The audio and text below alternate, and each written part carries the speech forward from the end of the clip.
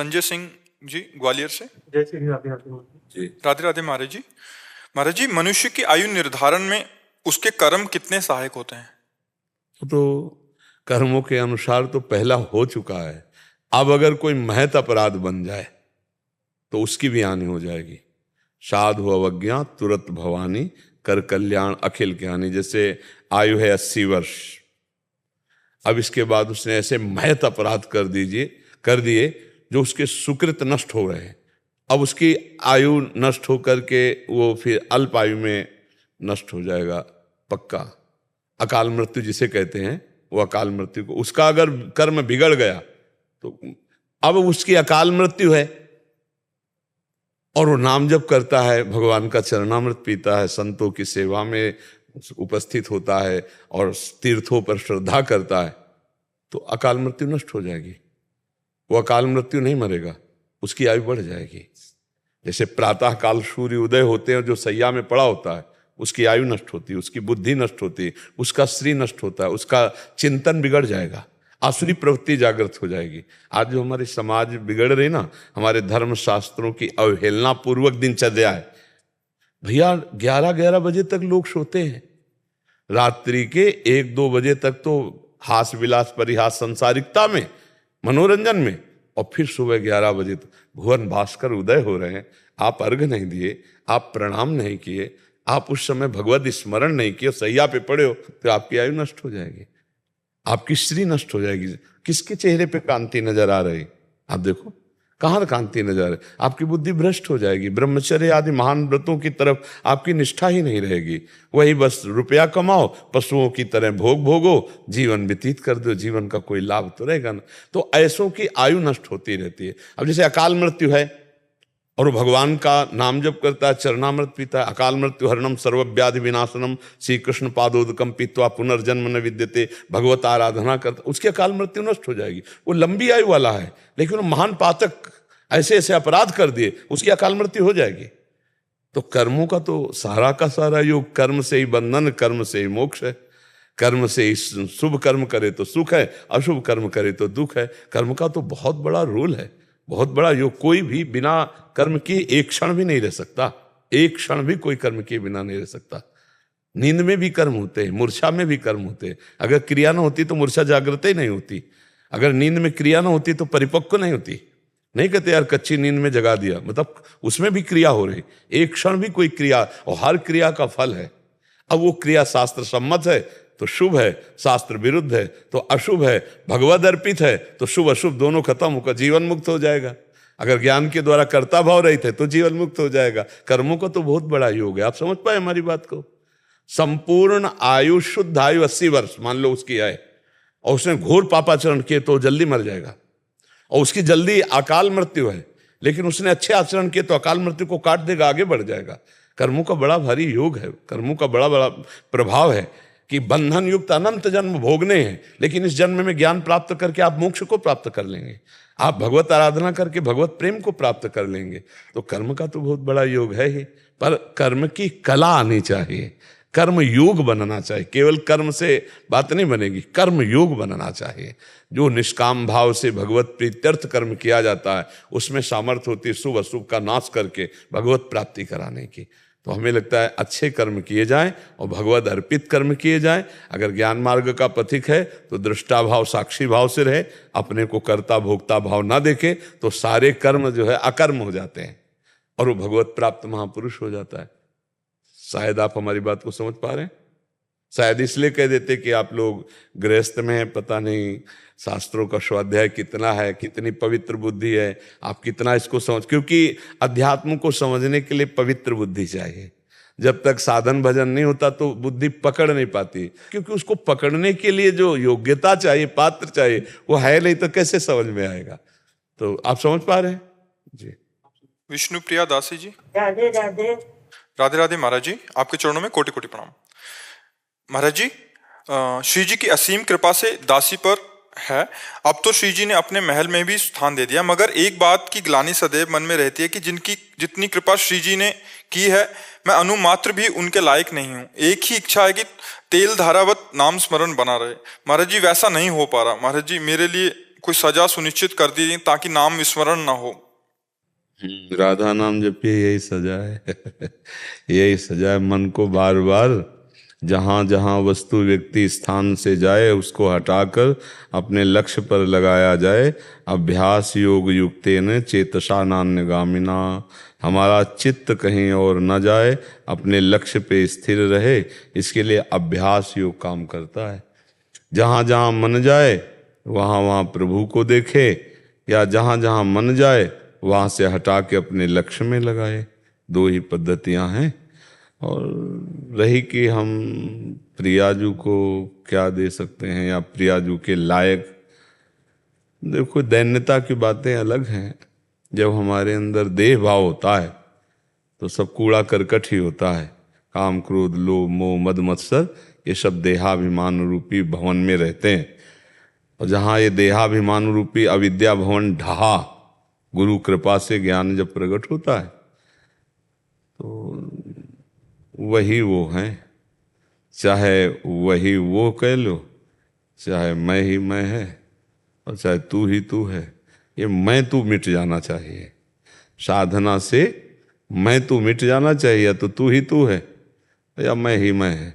मैं ही मैं है वेदांत दर्शन, और तू ही तू है भक्ति दर्शन। तो मैं तू का अस्तित्व खत्म हो जाए।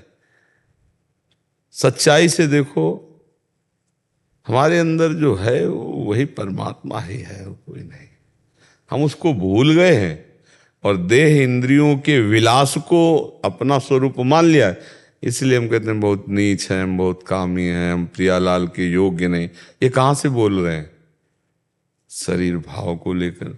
और जो दैन्य भाव भागवती को अलग स्थिति है। तैल धारावत स्मरण के लिए बहुत विस्तृत विचारधारा करनी पड़ेगी।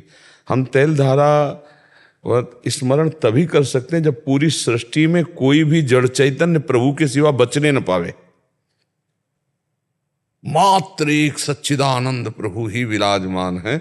अब जिधर भी दृष्टि वृत्ति जाएगी वो हमारे प्रभु होंगे। जिसे भगवान कह रहे हैं कि मत्ता परतरम नान्यत किंचिदस्ति धनंजय, मेरे सिवा और कोई नहीं है। जहां जहां वस्तु जाए जड़ चैतन्य में एकमात्र प्रिया प्रीतम, एकमात्र श्री कृष्ण। अब हमारा अनन्य चिंतन होने लगा। तैल धारावत चिंतन हमारा तभी होगा जब पूरी सृष्टि में कुछ भी जड़ चैतन्य न रह जाए, सब श्री कृष्णमय। तो जिधर हमारी वृत्ति जाएगी वो अखंड चिंतन हो जाएगा, प्रभु में जाएगी। थोड़ा इसके लिए हमें अभ्यास भी करना है और थोड़ा गुरुजनों की आराधना भी। ये गुरु कृपा से होता है, केवल अहम गृह उपासना से नहीं होता, ये कृपा से होता है। जब गुरुजन महापुरुषों का आश्रय लिया जाता है और वो हम पर प्रसन्न हो जाते हैं तो मल विक्षेप आवरण इनका नाश हो जाता है, अखंड स्मृति जागृत हो जाती है। कृपा से होती है। यह गुण साधन ते नहीं होई, तुम्हारी कृपा पाओ कोई कोई। तो इसलिए अगर प्रगट में संतों का सानिध्य न हो तो उनका नाम याद करें। भक्त नामावली संतों की नामावली है, उसका गुणगान करें। प्रहलाद नारद पराशर पुंडरीक व्यास अम्बरीश सुख शौनक भीष्म दालव्यान रुक्मांगद अर्जुन वशिष्ठ विभीषणादीन पुण्यानि मानि परम भागवतानि स्मरामि। भक्त का स्मरण, संत का स्मरण मात्र अंतःकरण के मल का नाश कर देता है, विक्षेप। और उनके वचन सुनने मात्र से जो लाभ मिलता है वो वर्षों साधना से नहीं मिलता है। तात स्वर्ग पवर्ग सुख धरी तुलाए कंग, तूलन ताय सकल मिल जो सुख लव सत्संग। तो हम संतों का संग करें, संतों का स्मरण करें और भगवान के नाम का जप करें। जहाँ जहाँ मन जाए वहाँ वहाँ से हटा के लक्ष्य पे लगावें, या जहाँ जहाँ मन जाए वहाँ वहाँ प्रभु है, ऐसा भाव करें तो हमारा अखंड स्मरण अव्यावृत भजनात् तन्मया स्थिति आ जाएगी, जो हमारे मनुष्य जीवन का परम लाभ है। शशांक दुबे जी मथुरा से। जय श्री राधे। राधे राधे महाराज जी। महाराज जी, पिछले 5 वर्षों से मेरी जिंदगी में बड़ी परेशानियां आई। मुझे इस बात का एहसास हुआ कि ये सब रिश्ते मोह माया है, एक स्वप्न है जिसमें हम सब फंसे हुए हैं। उस समय मैं ना तो भगवान को मानता था ना आपका सत्संग सुना था, लेकिन पिछले 2 साल से मैंने हनुमान जी का भक्त बन गया हूं और मांस मदिरा का सेवन भी छोड़ दिया है। मैं इस मोह माया और स्वप्न से निकलना तो चाहता हूं, लेकिन इन सब बातों का अनुभव होते हुए भी सब मोह माया है, माया अपना जाल में मेरे को फंसा ही लेती है। हम कई बार एकांतिक में चर्चा की है कि जीव ज्ञान स्वरूप है, सबको ज्ञान है। जैसे आपसे पूछा जाए कि क्या मोह माया, तो आप उपदेश कर सकते हैं, पूरा अच्छे से उपदेश कर सकते हैं, लेकिन जो ज्ञान है उसका प्रयोग नहीं कर सकते आप। ये बात समझना है। ज्ञान हर व्यक्ति को है, कोई ऐसा व्यक्ति नहीं जिसको ज्ञान ना हो, क्योंकि ज्ञान स्वरूप भगवान का वह अंश है, उसमें ज्ञान है। ये नहीं करना चाहिए, ये करना चाहिए। विधि निषेध का ज्ञान हृदय में बैठे हुए भगवान सबको देते हैं। ए गलत कर रहे हो, लेकिन गलत जान करके भी हम जो करते हैं उसका कारण है हमारी असमर्थता। वो असमर्थता है अज्ञान, वो अविद्या है। जब हम नाम जप करते, खुली बात है, जब नाम जप करते हैं तो हमारा हृदय पवित्र होता है।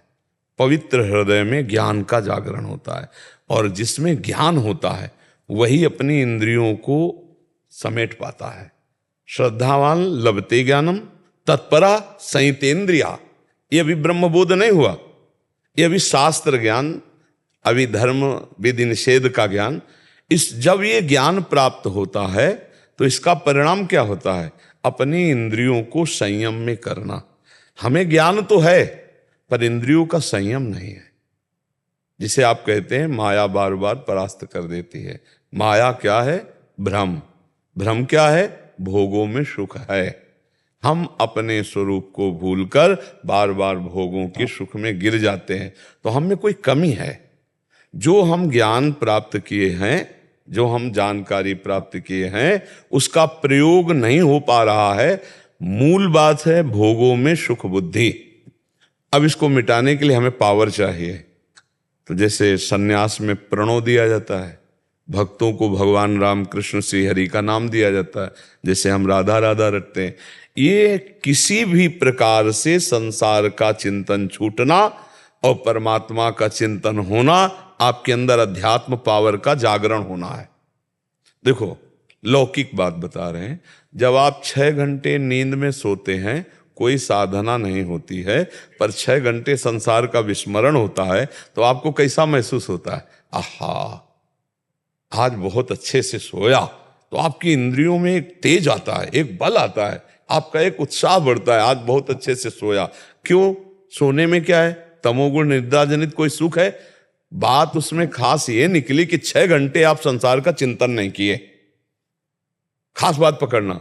और अगर 6 घंटे भगवत चिंतन करते हुए संसार का चिंतन न करते, तो यही समाधि सुख को प्राप्त करवा दे, यही परमात्मा अध्यात्म बल प्रदान कर दे। जब हम 6 घंटे नींद में संसार का चिंतन नहीं करते, तो हमें एक नया ओज, नया बल आ जाता है। नहीं आ जाता है? हम खूब मेहनत करने के लिए तैयार हो जाते हैं। और अगर हम कहीं 6 घंटे भगवान के चिंतन से युक्त होकर संसार का चिंतन छोड़ दें, तो अपार बल आ जाए। फिर हम अपने ज्ञान का प्रयोग कर सकते हैं। जो जानकारी हमारी है कि ये गलत है, नहीं करना चाहिए, पर हम कर रहे हैं, उसका कारण है भजन की कमी। इसीलिए गोस्वामी जी ने बिल्कुल हिंदी भाषा में लिखा है, बारी मथे ग्रच होय बरु सिकता ते बरु तेल, बिनु हरि भजन न भवतरी या सिद्धांत अपेल। पानी मथने से घृत घी भले हो जाए, बालू के पेरने से तेल भले हो जाए, संभव। मतलब ये असंभव संभव हो सकता है, बिल्कुल गोस्वामी जी कह रहे हैं, पर बिना भजन के इस संसार के भ्रम से मुक्त नहीं हुआ जा सकता। बिनु हरि भजन न भवतरी या सिद्धांत पेल। इसलिए सबसे प्रार्थना है, जो नाम आपको प्रिय लगे नाम जप करो, या जो गुरुदेव ने मंत्र नाम दिया हो सतत उसका चिंतन। एन केन प्रकारेण संसार का विस्मरण और भगवान का स्मरण ही वही भक्तों के भगवान हैं, प्रेमियों के लाडिले हैं, योगियों के परमात्मा हैं, ज्ञानियों के ब्रह्म हैं। कहने को विविध हैं, वो है एक ही परमात्मा तत्व है। बिना सत चिंतन के आप अपनी जानकारी का प्रयोग नहीं कर सकते। बिना भगवत चिंतन के, बिना भजन बल के, जानकारी तो बहुतों के ज्ञान सुन लो, फर्राटेदार खूब है, बहुत ज्ञान है, लेकिन उसका जब प्रयोग का समय आता है तब हम हार जाते हैं। ये नहीं करना चाहिए, पर उसमें सुख बुद्धि इतनी प्रबल हो जाती है कि हमारा ज्ञान फेल हो जाता है और हम वहाँ उस आचरण को कर बैठते हैं जो नहीं करना चाहिए। उससे हमारा और अंतःकरण मलिन होता जाता है और फिर आस्तिकता की जगह नास्तिकता आना शुरू हो जाती है, नकारात्मक सोच बढ़ने लगते हैं। इसलिए हमारी प्रार्थना है अपनी जानकारी को सम्यक रूप से प्रयोग में लाने के लिए आप भजन कीजिए, आप नाम जप कीजिए, आपकी दिनचर्या में संतों का सत्संग हो, शास्त्रों का स्वाध्याय हो और खूब नाम जप हो, तो आप देखिएगा आपको ऐसा बल मिलेगा कि आप अपनी जानकारी का प्रयोग कर सकते हैं। इतनी जानकारी है आपको कि जितनी जानकारी आपके पास है उतने का प्रयोग कर लो तो आप मोक्ष प्राप्त कर लोगे। कौन नहीं जानता कि राम नाम सत्य है, संसार झूठा है? कौन नहीं जानता? जब गांव में कोई पधारता है ना तो गांव के बड़े बुजुर्ग बूढ़े सब आके उसको समझाते हैं, ए भैया रो मत, यहां से सबको जाना है। कितना बढ़िया ज्ञान है। ए भाई भगवान का भजन करो, थोड़े दिन की जिंदगी है। और जब लेके चलते हैं तो सब गाते हैं राम नाम सत्य है। सत्य क्या है? भगवान का नाम सत्य, संसार झूठा है। तो भैया ये ज्ञान का प्रयोग नहीं वो कर रहे। अगर प्रयोग कर ले तो सब भगवत प्राप्त हो जाए। सबके पास ज्ञान है, पर्याप्त ज्ञान है, पर्याप्त ज्ञान है। अगर उतना प्रयोग कर लो तो आगे का ज्ञान अपने आप आपके अंदर आ जाएगा। पर हम लोग अपने ज्ञान का प्रयोग नहीं कर पाते, भजन की कमी। भजन भजन नशेनी प्रेम की। जितना भजन करोगे उतने आत्म प्रेम जागृत होगा, उतने भगवत प्रेम जागृत। खुली बात है, आज ज्ञान की कमी नहीं है, आज भजन की कमी है। भजन की कमी ना हो हमारे अंदर होना तो हम जो जानते हैं वो हम तत्पर हो जाएं। श्रद्धावान लभते ज्ञानम तत्परा संयतेन्द्रिया। फिर जो ज्ञान प्राप्त होगा वो बोध होगा। ज्ञानम लब्ध्वा पराम शांति मचरेणादिगच्छ। अब फिर उसको क्या कहना, ब्रह्मभूता प्रसन्नात्मा न शोचति न कांक्षति। तो हम जो अपनी जानकारी का प्रयोग नहीं कर पाते तो हम दोषारोपण करते हैं कि माया बड़ी प्रचंड है और वो मुझे भ्रष्ट कर दिया। गलती हमारी कि हमने उसमें सुख बुद्धि किया। जिसमें हमने सुख बुद्धि किया उसको हम कह देते हैं माया बड़ी प्रचंड है और मैं मारा गया। नहीं तो ऐसा नहीं है। जैसे आज तक कभी शराब में श्रद्धा नहीं है, कभी कोई चर्चा नहीं है पीने की, रखने की, देखने की, सूंघने की, कोई चर्चा नहीं। मांस में श्रद्धा नहीं, कोई चर्चा नहीं। लेकिन वैसे ही बराबर उसी लाइन का पाप है व्यभिचार, उसी लाइन का पाप है। एक पंक्ति में जैसे रखा हुआ महापाप है मदिरापान, द्यूत कीड़ा, मांसभक्षण, हिंसा, वैसे ही परिस्त्री गमन। क्या इसको भी इसी कोट से देखा जाता है? नहीं। अब देख लीजिए, जिसको हम दोष वृत्ति से देखे तो छोड़ दिए, जैसे भाई बोले छोड़ दिए, इसको दोष वृत्ति से कहां देखा जाता है? इसको सुख बुद्धि से देखा जाता है। ये पापाचरण चलता रहता है और भजन भी चलता रहता है। तो चलनी में गैया दुहे और दोष दयु को दे, हरिगुर कहो न माने अपनो ही फल ले। भला गाय चलनी में दुहो तो दूध पीने को मिलेगा क्या? अब करो बेविचार, गंदे आचरण करो, कह दो भजन कर रहे हैं और हमको आत्मानंद का अनुभव नहीं हुआ। ऐसे ऐसे लोग मिलते हैं कि 20 साल हो गए हमको भजन करते हुए, कुछ लाभ नहीं। हम कह रहे हैं 20 दिन में लाभ तुम्हें झलकने लगेगा। थोड़ा पात्र तो सही करो, आप अपने छिद्रों को तो बंद करो। छिद्र बंद नहीं करोगे तो 20 जन्म में भी कुछ हाथ नहीं ले पाओगे। जितना भरते जा रहे उतना निकलता जा रहा, फायदा क्या हुआ? हम अपने ज्ञान का सही प्रयोग नहीं कर पा रहे। उसका कारण है गुरुचरणों की आराधना करो, गुरु प्रदत्त नाम मंत्र को जपो, बिना किसी सदगुरुदेव का आश्रय लिए। ये प्रचंड भ्रम जो है, माया क्या है? शरीर में मैं भाव करवा देना और इंद्रियजन्य भोगों में सुख भाव करा देना, इसी का नाम माया है। और कोई माया नहीं है। हमारा भ्रम ही माया है। और माया का अर्थ ही होता है जो नहीं है। मां माने नहीं, या माने जो नहीं है, उसी का नाम माया है। और यही बड़ा जोर का भ्रम हो गया है। तो नाम जप करो, किसी संत महापुरुष का आश्रय ले लो, उनके बताए हुए मार्ग पे चलो, उनके विरुद्ध आचरण ना करो तो बढ़िया मार्ग प्रशस्त हो जाएगा। भगवान की कृपा से आप जान जाओगे कोई माया नहीं, कोई माया परास्त करने वाली नहीं। कहाँ किसी को माया दिखाई दी क्या? हमें बताओ, किसी को माया आज तक मिली हो, दिखाई दी हो? आपका जो भ्रमात्मक आकर्षण, उसी का नाम माया है। आप जो गलत कर रहे, बोले माया बड़ी प्रचंड है, हमको परास्त कर दिया। माया बड़ी प्रचंड का मतलब तुम्हारा भ्रम बड़ा प्रचंड है कि इस इंद्रियजन्य भोगों में अधर्माचरण करते हुए विचरण कर रहे हो। गुरु चरणों का आश्रय लो, उसको छोड़ दो, खत्म हो गया। जो माया सब जगह ही नचावा और जास चरित लख काहु न पावा, उसका चरित्र यही है कि वो भ्रम में, सुखों में जहां है नहीं लेकिन दिखाई दे रहा है, मनुष्य को फंसाए हुए, जीवों को फंसाए हुए। ये संत महात्मा जब गुरु कृपा से बात जान जाते हैं तो उसी में रहते हुए निर्विकार रहते हैं। जैसे एक भुना हुआ चना है और एक सादा चना है, तो सादा चना को जब पानी और रज मिलेगी, मिट्टी, तो अंकुरण हो जाएगा, लेकिन भुने चना को नहीं। तो जिसे ज्ञान अग्नि के द्वारा अपनी वासनाओं को भस्म कर दिया, वो भुना हुआ चना है। वैसे ही सब परिवार घर में रहते हुए भी उसमें कोई फर्क नहीं है। तो हमारा ज्ञान जो है उसका प्रयोग हो जाए, इसके लिए हमें खूब नाम जप करना है। भैया बिना नाम जप के कुछ है, हमारे हर प्रश्न का आखिरी उत्तर नाम जप है, क्योंकि भजन के बिना कुछ भी नहीं होना है। चाहे जितना आप शास्त्र ज्ञान पढ़ लो, चाहे जितना आप प्रवचन दे लो, चाहे जितना प्रवचन सुन लो, जब तक आप मनन नहीं करोगे, भगवत चिंतन नहीं करोगे, नाम जप नहीं करोगे, तब तक आप में आध्यात्मिक विकास नहीं होगा। जब तक आध्यात्मिक विकास नहीं, तब तो भ्रम परास्त ही करता रहेगा। तो इसलिए हमारी प्रार्थना है, खूब नाम जप करो, सत्संग सुनो, शास्त्रों का स्वाध्याय करो और जो ज्ञान है उसके अनुसार चलने की चेष्टा करो। रेखा जी ग्वालियर से, राधे राधे महाराज जी। महाराज जी, पूजा करते समय यदि मन में कोई गलत विचार आए तो भगवान पूजा स्वीकार करते हैं क्या? हाँ, क्योंकि मन तो तरंगायमान है। हो सकता है जिस समय आप पूजा कर रहे हो उसी समय भगवान के विरुद्ध चिंतन कर रहा हो सकता है कोई गंदा विषय चिंतन कर रहा हो।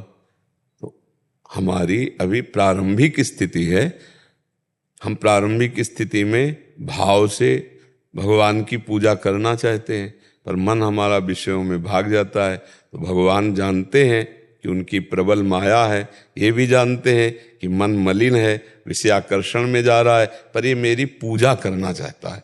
तो भगवान पूजा में जो तुम्हारा भाव है उसे स्वीकार करते हैं। जैसे आपने बढ़िया सुंदर भोग लाए और उसमें जो आपके अंदर उत्साह है कि आज मैं ये भगवान को पवाऊंगा, वो भगवान तुम्हारा भाव पाते हैं।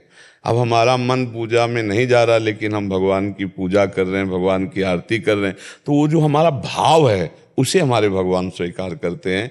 आपका भाव भगवान स्वीकार करते हैं, आपकी वस्तुएं आपको वापस मिलती हैं। जैसे भोग की थाल भगवान को अर्पित करते हैं तो वापस आ जाती है ना, एक कौरा भगवान नहीं पाते, लेकिन आपका भोग लग गया, भगवान ने पाया। क्या? जो आपने भोग बनाते समय भाव किया, जो भोग लगाते समय भाव किया।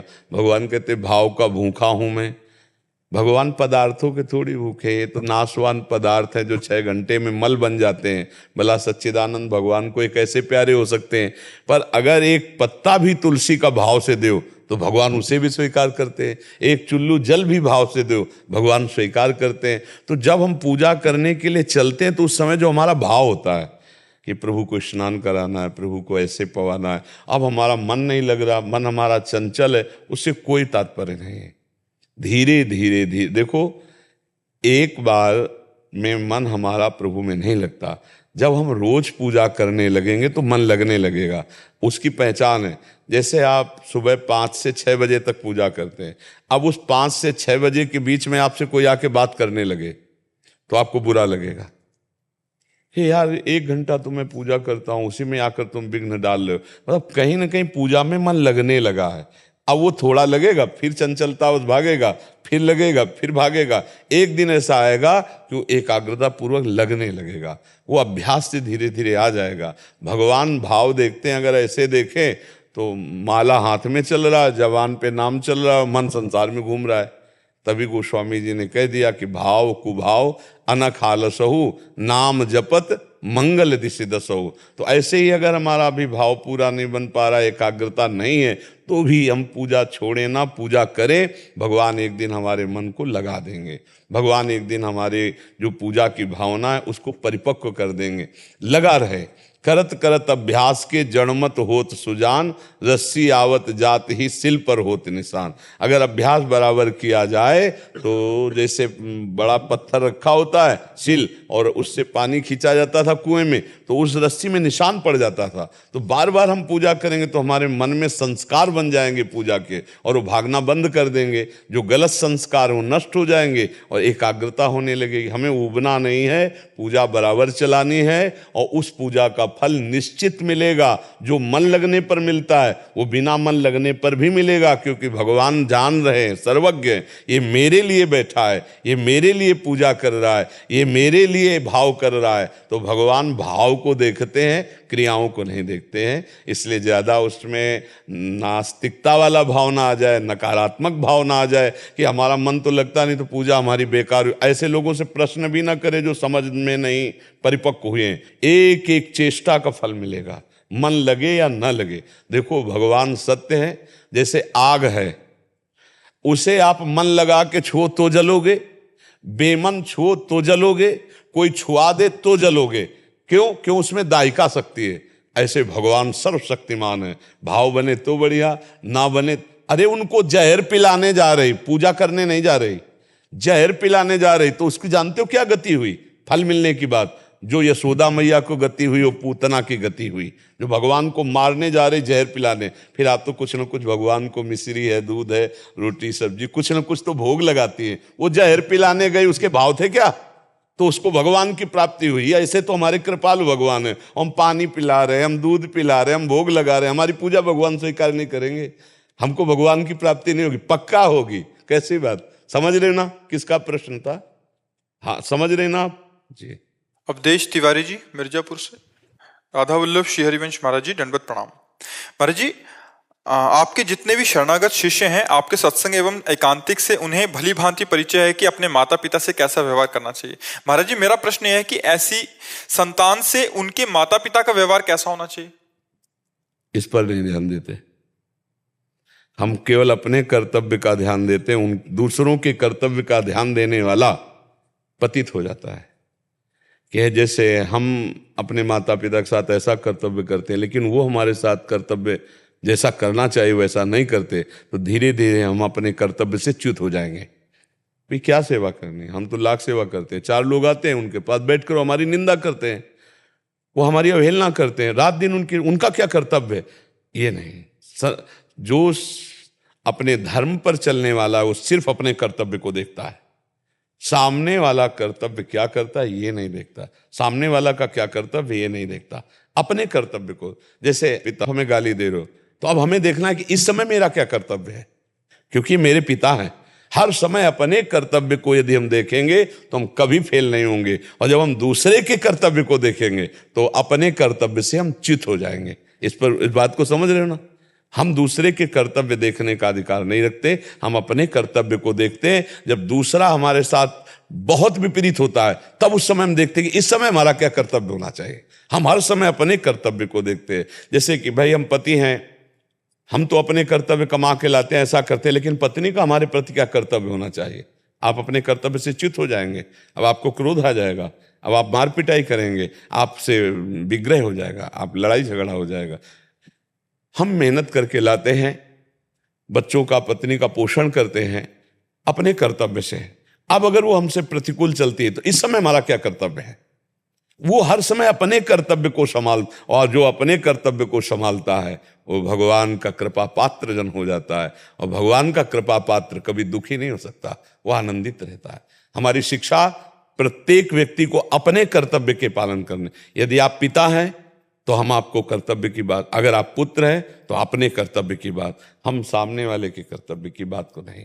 सामने वाला यदि हमसे प्रश्न करे कि हमारा कर्तव्य क्या है तो हम उसको बता सकते, नहीं तुम अपना जो करो सो करो, हम अपने कर्तव्य का पालन आपके प्रति करेंगे। ये हमारा अध्यात्म की शिक्षा है। हम दूसरों के कर्तव्यों को नहीं देखते। जो दूसरों के कर्तव्यों को देखता है वो अपने कर्तव्य से भ्रष्ट हो जाता है, फिर अपना कर्तव्य निर्वाह नहीं हो पाएगा। हम अपने कर्तव्य के बल से दूसरों को सुख पहुंचाएंगे। दूसरे क्या करते हैं उसको हम सहेंगे अपने कर्तव्य का निर्वाह करते हुए।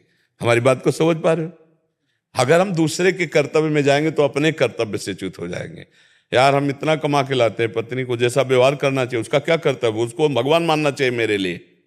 मैं माता पिता की इतना सेवा करता हूँ, छोटे वाले भाई को बहुत प्यार करते हैं, हमारी निंदा करते हैं, हमारे प्रतिकूल चलते हैं, तो उनका भी तो कोई कर्तव्य बनता है। गए, अब आप पिता के सामने जो भगवत भाव करके कि मेरा पिता साक्षात भगवान है, पिता माता, और मेरा जो कर्तव्य होना चाहिए वो कर, फिर निर्वाह नहीं कर सकते। मातृदेवो भव पितृदेवो भव, फिर आप अपने कर्तव्य का इसलिए सब में भगवत भावना करके हर परिस्थिति में हमको अपने कर्तव्य को देखना है। अगर ये बात समझ में आ रही हो तो विजय प्राप्त कर लोगे संसार पर, नहीं तो टूट जाओगे, नहीं टूट जाओगे। मैं इतना करता हूँ, कोई भी मेरा साथ नहीं देता, कोई अपने कर्तव्य का पालन नहीं कर रहा, मैं सबके लिए कर रहा हूँ और कोई मेरे लिए नहीं, फिर टूट जाओगे। नहीं, टूटना नहीं, हमें अपने धर्म की रक्षा करनी, कोई नहीं। उस स्थिति में भी मेरा क्या कर्तव्य है ये मैं पालन करूंगा। मैं तुमसे आकांक्षा नहीं करता, मैं भगवान से प्यार की आकांक्षा करता हूं, उनकी कृपा की आकांक्षा करता हूं, वही आगे निकल पाएगा। और जो दूसरों के कर्तव्य का चिंतन करता है अपने कर्तव्य को खो देता है, क्योंकि दूसरों के कर्तव्य चिंतन में गुण दोष होगा, और जहां गुण दोष का चिंतन होगा वहां माया ढक लेगी। सुनो तात मायाकृत गुण और दोष अनेक, गुणया उभय न देखी देखी सो विवेक। देखना ही नहीं है, हमें अपने कर्तव्य को देखना है। समझ पा रहे आप? इस पे कोई संशय है जी? महाराज जी, इसके अलावा एक प्रश्न था, जैसे इसी के संबंध से एक प्रश्न है। माता पिता का, जैसे इनका तो हो गया ये हमारा व्यक्तिगत, बट एक माता पिता जब शरणागत हैं या बिना शरणागत हैं, ऐसी स्थिति में जब उनके पुत्र अच्छा व्यवहार कर रहा है तो उनका क्या कर्तव्य होना चाहिए? अगर सीख अगर हमें लेनी हो, हम माता पिता हैं, तो उनके लिए आपका क्या उपदेश है? देखो, पहली बात तो ये है कि हमारा प्रत्येक कार्य भगवत भाव से देने का उपदेश है। पुत्र अपने पिता को, माता पिता को भगवान की भावना से देखे, तो माता पिता अपने पुत्र में भगवत भावना करे। भगवान मेरे घर में पुत्र रूप से है, मेरा कर्तव्य है इनको पढ़ाना लिखाना, स्वस्थ रखना, सतमार्ग में चलाना, चाहे डांटना फटकारना ही क्यों ना पड़े। अगर भगवत भाव नहीं है तो फिर वो नहीं चल पाएगा। हमारा अध्यात्म चलता ही भगवत भाव से है। अगर पुत्र में भगवत भाव नहीं है, पत्नी में भगवत भाव नहीं, परिवार में भगवत भाव नहीं, तो मोहाविष्ट होगा। मोहाविष्ट ममता राग से युक्त होने के कारण वो सही निर्णय नहीं कर पाएगा। सही निर्णय न करने के बाद थोड़े दिनों के बाद वो अपमानित होने लगेगा। फिर उसकी बुद्धि देखो ना, बूढ़े लोगों की स्मृति नष्ट होने लगती, बूढ़े लोगों की भाषा बदल जाती, बूढ़े लोगों को धैर्य नष्ट होने लगता है। क्यों? क्योंकि उन्होंने सही से धर्म का पालन नहीं किया। नहीं, आप किसी वृद्ध महात्मा को आप देखिए, बहुत ही वृद्ध हो, लेकिन आप उसमें धैर्य पाएंगे, आप उसमें सद्चिंतन पाएंगे, भगवत स्मृति पाएंगे, क्योंकि धर्म का पालन किया। अजयनंद गिरी जी स्वामी जी, हिमाचल प्रदेश से। राधे राधे महाराज जी। महाराज श्री, हम जप नित्य ही करते हैं, जो हमारी नित्य क्रिया है। अब सिर्फ राधे रानी को देखते रहें ये मन करता है महाराज जी, इसके लिए? बस निहारते रहें जो भी प्रतिमा है, और शांत रहें, किसी से कोई बात नहीं करें। हाँ, इच्छा तो बहुत पवित्र और उत्तम है, पर इसके लिए रोना पड़ेगा, है ना? बिन रोए किन पाइया प्रेम प्यारा में, जिसपे तुम हो रिझते क्या देते यदुवीर, रोना सिसकना तड़पना आहों की जागीर। इसमें साधना बल काम नहीं करता। जो हमारी प्रिया जो है, इनको देखने के लिए साधना बल काम नहीं करता। सबे अंग गुणहीन हो ताको यतन न कोई, एक किशोरी कृपाते जो कछ होय सो होय।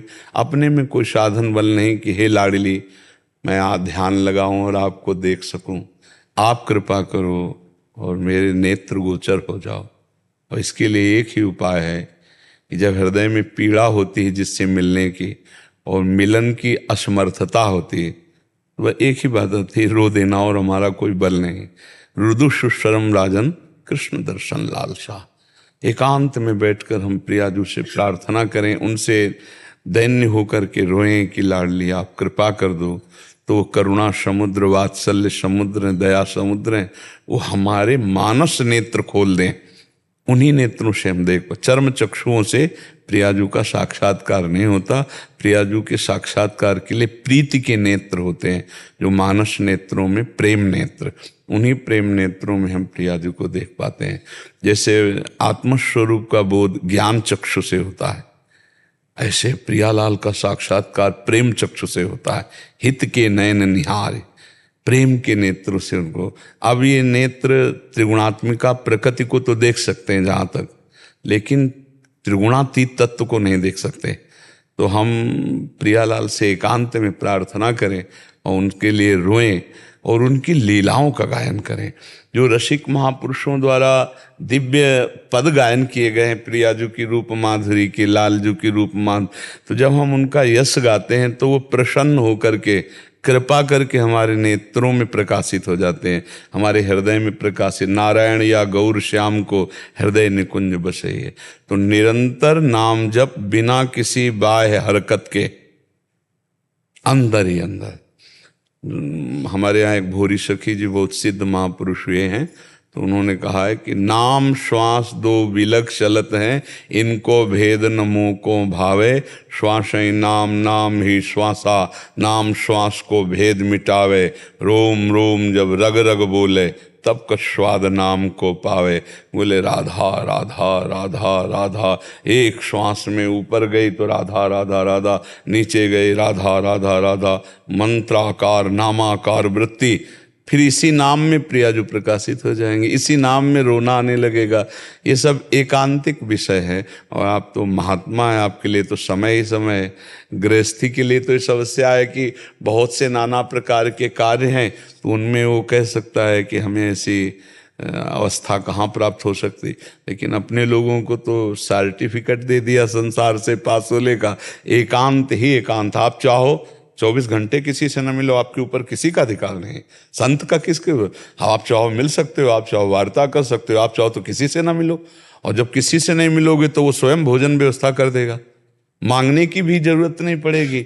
वो स्वयं, भगवान कह रहे हैं योगक्षेमम वाम्यम, एकमात्र तुम्हारा केवल कर्तव्य, अनन्यस चिंतयन्तो माम ये जनाः परिपासते तेषाम नित्याभियुक्ता नाम योगक्षेमम। मैं स्वयं अप्राप्ति की प्राप्ति कराऊंगा और प्राप्ति की रक्षा करूंगा, तुम केवल मेरा चिंतन करो।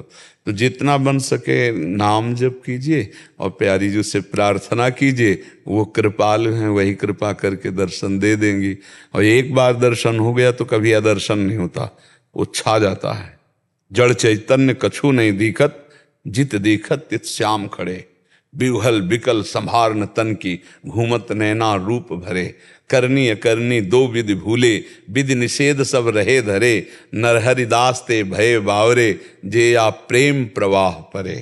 प्रेम प्रकाशित हुआ, प्रीतम की छवि, तो रूप छके घूमत रहें, तन को तनिक न भान, नारायण दृग जल बहे यह प्रेम पहचान। अपने प्यारे की रूप माधुरी में छके हुए घूमते, उनको किसी भी तरह का कोई भी अन्य चाह नहीं रह जाती। और जब तक अन्य चाह है तब तक इष्ट का साक्षात्कार नहीं होता। गोस्वामी तुलसीदास जी ने लिखा, जाहि न चाही कबहु कछु, तुम सन सहज सने, बसहु निरंतर तासुर, सो राउर निज के। समस्त चाहों को मिटाकर एक चाह प्रबल कर दे कि अब मुझे भगवत साक्षात्कार करना है। अब जब तक प्रभु का साक्षात्कार नहीं होगा कोई मनोरंजन नहीं, न खाने का मनोरंजन, न नेत्र का मनोरंजन, न श्रवणेन्द्रिय का मनोरंजन, और निरंतर नामाकार वृत्ति और उदर अल्पाहार। अभी अभी रंग आने लगेगा, अभी व्याकुलता बढ़ने लगेगी। रात दिन जब नाम जब शुरू हो जाए तो फिर प्रभु छुप कहाँ सकते हैं, वो तो तैयार है मिलने के लिए। अगर वो मिलने के लिए तैयार ना होते तो हम लोगों को मार्ग ही नहीं मिलता, अपनी माया में फंसा देते। जब हमें मिलना चाहते तभी तो मार्ग दिया है। तो इसलिए आप खूब नाम जप कीजिए, प्रभु से प्रार्थना कीजिए। कुशाग्र पचौरी जी। राधे राधे प्रभु जी। राधे राधे महाराज जी। महाराज जी, घर पर लड्डू गोपाल जी हैं, उनको एक बार पहनाई गई पोशाक क्या हम धोकर फिर से पहना सकते हैं? हाँ, क्यों नहीं पहना सकते। अपने ठाकुर की 2-4 पोशाक रखे, तो आज ये पहना दी, कल वो पहना दी, और लगा कि अब धोने लायक तो धो के फैला दिया, फिर पहना दिया। अपने घर के ठाकुर हैं तो ऐसा पहनाया जा सकता है। 1-2 साल में जब ऐसा लगा कि पोशाक अब परिवर्तन करनी चाहिए, तो गंगा यमुना के किनारे पार्श्व में गड्ढा खोद कर वहाँ ऐसे विराजमान तब समाधिस्थ कर दे, नई पोशाक फिर बना के पहनावे। पर वैसे वैसे फिर प्रसादी वस्त्र इधर उधर नहीं होना चाहिए, अपमानित नहीं होना चाहिए। क्योंकि महाराज जी प्रसादी बोला जाता है ना, तो एक तो भोजन प्रसादी हो जाता है, तो एक बार जो भोग लग गया तो उसको फिर से नहीं जाना, बट एक बार जो पोशाक उतारी है या आभूषण है वो डाल सकते वो हाँ अलग अलग प्रसादी का है। हाँ, जैसे मानो गुलाब का फूल है जी महाराज जी, एक बार, अब जैसे कमल का फूल है वो हम कई दिन प्रयोग में ले सकते हैं। कमल के फूल का प्रयोग कई दिन प्रयोग, मतलब 5 दिन का बासी फूल है तो भी हम चढ़ा सकते हैं, और एक जैसे मौलश्री 3 दिन का बासी फूल भी हम चढ़ा सकते हैं। अलग अलग प्रसादी का अंतर होता है। जैसे हम माला बनाई उसकी मौलश्री की, तो हम आज भी पहनाएंगे, कल भी पहनाएंगे, परसों भी पहनाएंगे।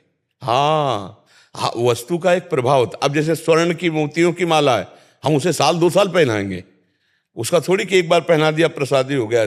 मुकुट है, कुंडल है, ये हम वर्षों धारण करवाएंगे।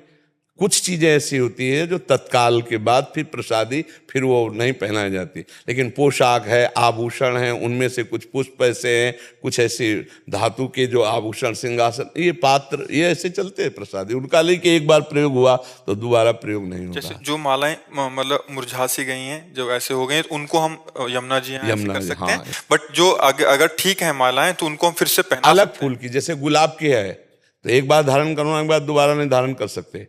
लेकिन मौलश्री की छोटी, वो 3 दिन तक धारण करवाई जा सकती है। ऐसे कई पुष्पों का अलग अलग वर्णन है। और जैसे धातु की, स्वर्ण की है या मोतियों की है, ये तो 1-2 साल हम रोज धारण करवाएंगे। उतार के रख दिया, फिर धारण करवा दी, उतार।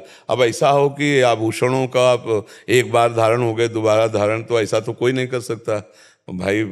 बहुते सोने का खजाना हो तो बात अलग है, नहीं तो ऐसा कौन हो जाता है। नहीं महाराज जी, इस पे बहुत संशय था, कभी प्रकट में इसका उत्तर। पोशाक भी हाँ, पोशाक, आभूषण, मोतियों की माला, ये सब चीज, मुकुट, बाजूबंद, ये जैसे। अब जैसे हम कलियों के बनाए पुष्पों के, तो वो एक बार है। अच्छा, ठीक। वो एक बार है। जो धातुओं के हैं वो हम वर्षों उनको धारण करवाएंगे। सर्फ साबुन से धो सकते हैं महाराज जी पोशाकों को, सर्फ लगा के, साबुन लगा के? हाँ बिल्कुल, नॉर्मल, अपने घर के ठाकुर हैं। जल रहेगा उसको, मतलब नाली में जाएगा तो वो प्रसाद नहीं, ऐसा करते हैं कि पहले हम ऐसे एक बार पानी से निकालते हैं और वो पानी किसी लता की उसमें गमले में डाल देते हैं और फिर हम उनको धो देते हैं। तो पहला जो श्रीअंग से स्पर्श किया वो तो हम लता में डाल दिया, अब दोबारा साफ करके हम फिर उसे फैला देते हैं, ऐसे कर देते हैं। रज का भी ऐसे होता है कि रज भी फिर ऐसे नीचे लग जाती है पानी से। हाँ, इससे कोई परेशानी नहीं, इसके कोई परेशानी, वो तो रज धोएंगे भी, नीचे भी जाएगी। हाँ, लेकिन अगर राधा नाम लिखा तो हाँ, इसीलिए हम इसका निषेध करते हैं। मगर रज तो लगाना चाहिए, रज तो वैसे। गिरिराज जी से आए महाराज जी, नाथ द्वारा मंदिर है वहाँ से। इसीलिए खड़े हो गए कि प्रसाद पधारा है, साक्षात प्रभु पधारा मेरे नाथ हो भाग्य। राजी काल मनोरथ सिद्ध हुए, ठाकुर की कृपा हुई। भागो वाला बेकारो तो जो गुरु ने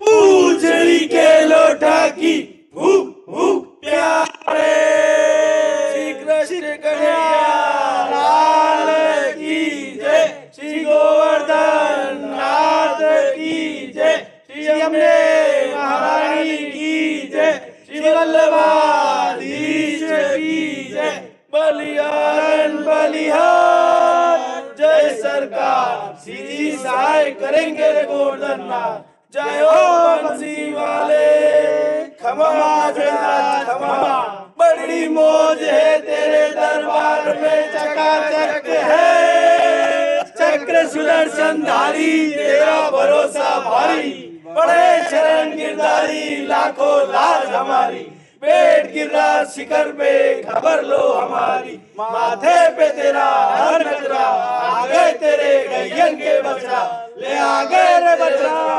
खमा ब्रजराज खमा।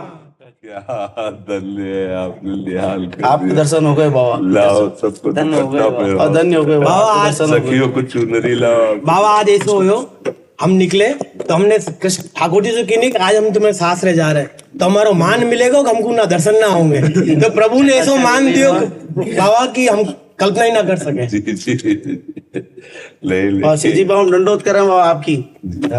बाबा आज धन्य हो गए। आप सब हमारे पूज्य हैं, आप हमें सौभाग्य प्रदान करने के लिए आए हैं। ना ना बाबा, हम तो आप दर्शन करने के बाद कुटुंब परिवार कुटुंब को लेके आए बहुत सबको, जी। सब पूरे बड़े बुजुर्ग सब। और श्रीनाथ जी की इच्छा है, राधा रानी की इच्छा है, आपके दर्शन हो गए बाबा, पूरी यात्रा सफल हो गई। पूरी यात्रा सफल हो गई। क्या सुनाओगे बच्चा? अथर्ववेद सुनाएंगे। अच्छा सुनाओगे। ॐ विद्मा सरसिया पितरं पर्जन्यं भूरिदायसं विद्मो स्वस्य मातरं पृथिवीं भूरिवर्पसं जाके परिणो नमास्मानं तन्वं गृधि वीडुर्वरीयोरातीरवद्वेषां स्याकृधि वृक्षं यद्गावः परिषस्वजाना अनुस्फुरं शर्मर्चन्त्रिभुं शरूमस्मद्यावयदिद्युमिन्द्र यथाद्याञ्च पृथिवीं चान्तस्तिष्ठति तेजानम् एवारोगं चास्रावं चान्तस्तिष्ठति मुञ्जयित आपो इष्ठामायो भुवस्ताना ऊर्जे ददातना महेरणाय चक्षसे यो वस्सिवतामोरसस्तस्य भाजयते हनाः उषतीरिव मातराः तस्मारङ्गमामवो यस्य क्षयाय जिन्वथ आपो जनयथा च नः ईशानां वार्याणां क्षयन्ति सर्षणीनाम् अपोयाचामि भेषजम् सन्नो देवीरभिष्टाय आपो भवन्तु पीतये संयोरविस्रावन्तु नः अप्सु मे सोमो अब्रवीदन्तर्विश्वानि भेषजा अग्निं च विश्वसम्भुवम् आपः प्रणीत भेषजं वरूथन्तन्वे मम ज्योक्ष सूर्यं दृशे सन्न आपो धन्वन्याः समूसन्वनूप्याः सन्न खनित्रिमापः समुयाः कुम्भ आभृता शिवानः सन्तु वार्षिकीः। ओम। बहुत सुंदर। अभी हमारी भारतीय संस्कृति को आप जैसे नवयुवक ब्रह्मकुल में प्रकट हुए उसको सुरक्षित रख रहे हैं और आगे बढ़ाइए खूब प्रवीणता पूर्वक। हाँ, वेद भगवान का वांग्मय स्वरूप है, अपौरुषेय है, मतलब किसी के पौरुष से नहीं प्रकट हुआ, किसी ने लिखा नहीं है, ये स्वयं प्रकट है। भगवान व्यास देव जी ने इसका विभाग किया है, लेकिन ये स्वयं प्रकट भगवान का वेद साक्षात वांग्मय स्वरूप है। मतलब वेद का उच्चारण करना मतलब श्री भगवान की उपस्थिति, वांग में भगवान वेद स्वरूप में विराजमान है। तो जैसे आप गान कर रहे हो तो साक्षात श्री भगवान विराजमान है। जी रुद्र सूक्त सुनाना है यजुर्वेद का। हाँ, यजुर्वेद का आप सुनाओ। तिलक इनको दुपट्टा ला के दे।